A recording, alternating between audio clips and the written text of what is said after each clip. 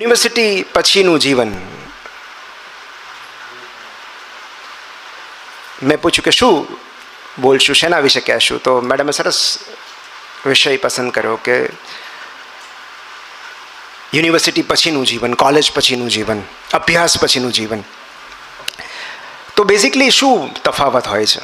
અત્યારે જ્યારે તમે અભ્યાસ કરી રહ્યા છો, કોલેજમાં છો, કોઈ ડિગ્રી પરસ્યુ કરી રહ્યા છો, એ જીવન અને એકવાર કોલેજના દરવાજાની બહાર તમે નીકળો પછીના જીવનમાં શું તફાવત છે? તો એક ફિલ્મ હતી બહુ જ સુંદર, રંગ દે બસંતી. એનો એક બહુ જ फेवरेट डायलॉग है मारो कि कॉलेज के गेट के इस पार हम लाइफ को नचाते हैं, ते उस साइड लाइफ हमको नचाती है. तो this is the major difference. एक ज वाक्य में जो मारे तफावत कहेवानो होय तो कॉलेजना गेटनी आ तरफ આપણે આપણી મરજી પ્રમાણે જીવન જીવીએ છીએ, આપણી ઈચ્છા પ્રમાણે. જવાબદારી હોતી નથી, કોઈ ફાઇનાન્શિયલ બર્ડન નથી હોતું, માત્ર એક જ લક્ષ્ય હોય છે, અભ્યાસ. મજાના મિત્રો હોય છે, મજાના શિક્ષકો હોય છે, મજાની લાઈફ હોય છે. અને એકવાર કોલેજના દરવાજાની બહાર નીકળીએ પછી ખરા સંઘર્ષો, ખરા પડકારો શરૂ થાય છે. અને એનું એકમાત્ર કારણ એ છે કે જિંદગીની પરીક્ષામાં બધું જ અભ્યાસક્રમ બહારનું પૂછાય છે. સો અહીંયા પહેલાં તમને ભણાવવામાં આવે છે, પહેલાં તમને લેસન્સ આપવામાં આવે છે અને પછી તમારી પરીક્ષા લેવાય છે. બહાર પરીક્ષા પહેલાં લેવાય છે અને પાઠ પછી ભણાવવામાં આવે છે. તો જ્યારે મારે યુનિવર્સિટી પછીના જીવનની વાત કરવાની હોય ત્યારે જે મુખ્ય 4 પડકારો છે, જે મને એવું લાગે છે, એ 4 R છે: રેવન્યુ, રિસ્પોન્સિબિલિટી, રિલેશનશિપ અને રેપ્યુટેશન. તો સૌથી પહેલાં રેવન્યુ, કારણ કે સૌથી મોટો પડકાર, સૌથી મોટી ચેલેન્જ યુનિવર્સિટીના દરવાજાની બહાર નીકળ્યા પછી રોજગાર મેળવવાની હોય છે, રૂપિયા કમાવાના છે. અને જે સૌથી મહત્ત્વની બાબત છે, મને ખબર નથી કે આ જગત પ્રેમના ભરોસે ચાલે છે, પ્રેમના આધારે ચાલે છે, ભાઈચારાના આધારે ચાલે છે. આઈ એમ નોટ શ્યોર, પણ મને એટલી ખબર છે કે આ જગત રૂપિયાના જોરે ચાલે છે. અને રૂપિયા બહુ જ મહત્ત્વના છે. કારણ કે જો આ જ વાત હું કોઈ 60s, મિડ 60sમાં કે મિડ 40sમાં પહોંચેલા ઓડિયન્સને કહેતો હોત તો હું અલગ રીતે કહેત, પણ હું તમને તો એમ જ કહીશ કે રૂપિયા બહુ જ મહત્ત્વના છે. કારણ કે જે લોકો એમ કહે છે કે રૂપિયા મહત્ત્વના નથી, કાં તો એમણે બહુ જ પ્રયત્નો કરી લીધા છે પણ એમની ધારણા પ્રમાણેના રૂપિયા તેઓ કમાઈ નથી શકતા, અને કાં તો એમની પાસે એટલા બધા રૂપિયા છે કે એમને રૂપિયા મહત્ત્વના જ નથી લાગતા. પણ હકીકત એ છે કે વોલેટ વજનદાર થવાથી ઘણી બધી તકલીફો હળવી થઈ જતી હોય છે. એવું કહેવાય છે કે રૂપિયાથી સુખ નથી ખરીદી શકાતું. I agree. પણ રૂપિયાથી ઘણા બધા દુઃખ અવોઇડ કરી શકાય છે. તમારી પાસે રૂપિયા હોય તો એટલીસ્ટ ગરીબીનું દુઃખ તો ન જોવું, આર્થિક ભીંસ, આર્થિક સંકળામણનું દુઃખ તો ન જોવું. તમે રૂપિયાથી મેટ્રેસ ખરીદી શકો છો, ઊંઘ નથી ખરીદી શકતા, પણ એટલીસ્ટ એવી તો મેટ્રેસ હશે ને કે તમે આખી રાત પડખા ફરો તો સવારે બેકેક ના થાય. તો રૂપિયાથી સુવિધા ખરીદી શકાય છે, સગવડ ખરીદી શકાય છે, સુખ નથી ખરીદી શકાતું. પણ કેટલાક દુઃખ ચોક્કસ ટળી શકે છે. તો બહુ જ જરૂરી છે. અને એટલે પહેલો જે પડકાર છે રેવન્યુનો, રોજગાર. રોજગાર ક્યાંથી મળે, એમ્પ્લોયમેન્ટ કઈ રીતે મળે? તો તમે તો બધા આટલા સુંદર ઇન્સ્ટિટ્યુશનમાં ભણી રહ્યા છો એટલે ભવિષ્ય વિશે બહુ ચિંતા નથી, તમારા બધાનું ભવિષ્ય ઉજ્જવળ છે.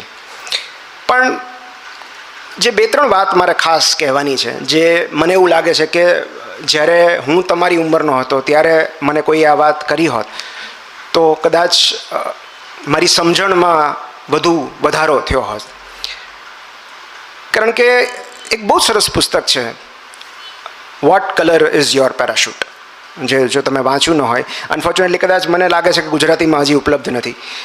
પણ જે લોકો ને હજી રોજગાર શોધવાનો બાકી છે, અથવા જેઓ પોતાના રોજગાર સાથે સંતુષ્ટ નથી, પોતાની જોબ સાથે સંતુષ્ટ નથી, એમને થાય છે કે આ નોકરીમાં મજા નથી આવતી, આ જે કામ હું કરી રહ્યો છું એમાં મને સંતોષ નથી, મારો આનંદ નથી, એમને દરેકે પુસ્તક વાંચવું જોઈએ.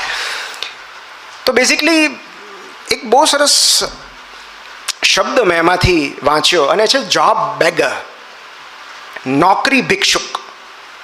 આ શબ્દ મારા માટે નવો હતો કે નોકરી ભિક્ષુક એટલે શું. તો એક એવી માનસિકતા હોય છે ઘણા બધાની કે 10-15 જગ્યાએ રિઝ્યુમે મોકલે, એપ્લિકેશન કરે કે ભાઈ જોબ જોઈએ છે, 15-20-25 જગ્યાએ માસ એપ્લિકેશન મોકલી દે, જ્યાંથી પોઝિટિવ રિપ્લાય આવે ત્યાંથી.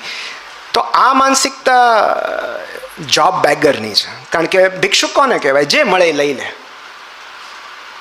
એ લોકો પાસે પસંદગી નથી હોતી. બેગર્સ આર નોટ ચૂઝર્સ. તો જ્યારે તમારી એવી માનસિકતા હોય કે અહીંથી બહાર નીકળશું પછી જે નોકરી મળે એ કરી લેશું, 15-20 જગ્યાએ મળી આવશું ઇન્ટરવ્યૂમાં, જ્યાંથી પોઝિટિવ કોલ આવે, પોઝિટિવ રિપ્લાય આવે ત્યાં આપણે કામે લાગી જશું.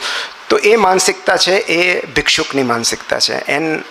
હું તમને એવી વિનંતી કરું છું કે તમે આ માનસિકતા સાથે કોઈ પણ રોજગાર ન શોધતા.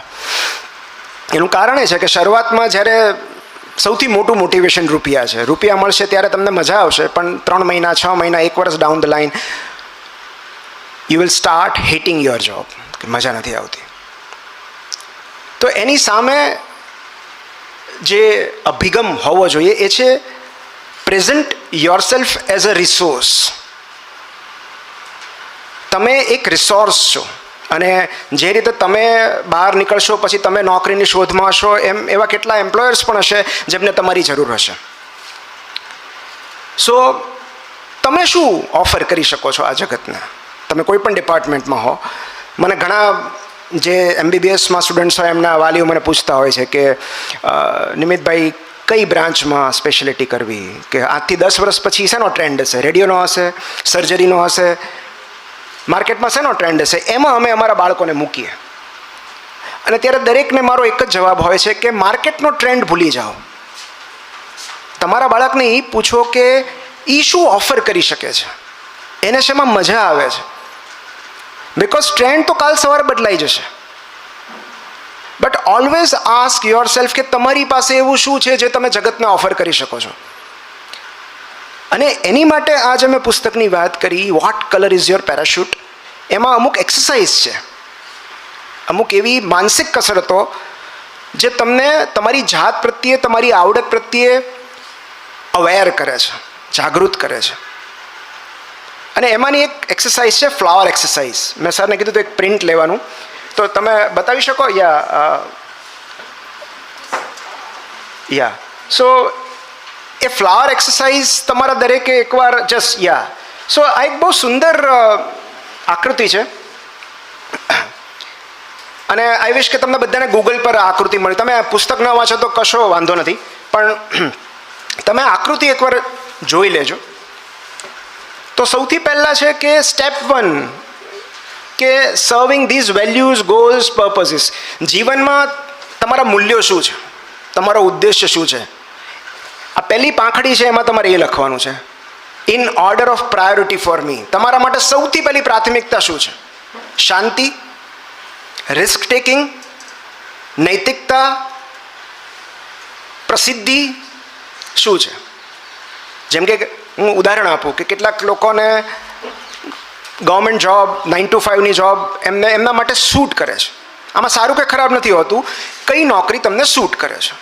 તો જો મને એવું લાગતું હોય કે હું 9 થી 5 માટે જ બનેલો છું, એકવાર ડિપાર્ટમેન્ટમાંથી નીકળ્યા પછી શાંતિ, તો ત્યાં તમારે એવું લખવાનું કે મારે એક પીસફુલ જોબ જોઈએ છે. ઓકે, હું મારી વાત કરું તો મેં ગવર્મેન્ટ હોસ્પિટલમાં પણ કામ કરેલું છે, પણ મને હંમેશા એવું હતું કે બિકોઝ મને રિસ્ક ટેકિંગ ગમે છે, મને નવા કેસીસ, ચેલેન્જિંગ કેસીસ મને ગમે છે, અને મને હંમેશા મારી પ્રકૃતિ એવી રહી છે કે I should be my own boss. મારી ઉપર કોઈ ન હોવું જોઈએ, હું કોઈની નીચે કામ નહીં કરી શકું. એ મને એમ કે 5 વાગે આવો તો મારે 5 વાગે એવું નહીં. હું કામ 15 કલાક કરીશ, 12 કલાક કરીશ, પણ હું મારી ટર્મ્સ પ્રમાણે કામ કરીશ. So that was my purpose. એ મારી વેલ્યુ હતી, તો એ મારે ત્યાં લખવું જોઈએ. સ્ટેપ 2 ઇઝ કયા ઓર્ગેનાઇઝેશનમાં યુઝિંગ ધીસ સ્પેશિયલ નોલેજ. તો આ પાંખડી જે 2 છે, બીજા નંબરની પાંખડી, એમાં તમારે એ લખવાનું છે કે તમારી પાસે કયું સ્પેસિફિક નોલેજ છે. હવેનો યુગ જે છે એ સ્પેસિફિક નોલેજનો યુગ છે. તમે શેમાં કૌશલ્ય ધરાવો છો, પ્રાવીણ્ય ધરાવો છો, કયું એવું ક્ષેત્ર છે જેની તમને સૌથી વધારે માહિતી છે, સૌથી વધારે અનુભવ છે. કારણ કે હું બધું નથી વાંચી શકવાનો. એવા ઘણા બધા ક્ષેત્રો છે જેના વિશે મને કશી જ ખબર નથી પડતી, અને ત્યાં હું કોઈ સાવ અપરિચિત માનવીય મદદને શરણે છું. તમે કોઈ સાચું. મારા ઘરે, મારી હોસ્પિટલમાં કોઈ ઇલેક્ટ્રિશિયન આવે અથવા એસી રિપેર કરવા માટે આવે તો પછી હું એમાં બહુ ચંચુપાત ન કરું કે ભાઈ આમાં કેમ આવું છે, આ એરરનો મતલબ શું થાય. હું એના હવાલે છોડી દઉં, ભાઈ તને આનું સ્પેશિયલાઇઝ નોલેજ છે, યુ ડુ ઇટ. અને પછી યુ ટેલ મી કે આનું કેટલું બિલ થયું. So he will render me services according to his specific knowledge. એવી જ રીતે જ્યારે બીજું કોઈ મારી પાસે આવે ત્યારે યુરોલોજીના વિષયમાં એ મારા વિષયમાં ચંચુપાત નહીં કરે, કારણ કે મને એનું સ્પેસિફિક નોલેજ છે, સ્પેશિયલાઇઝ નોલેજ છે.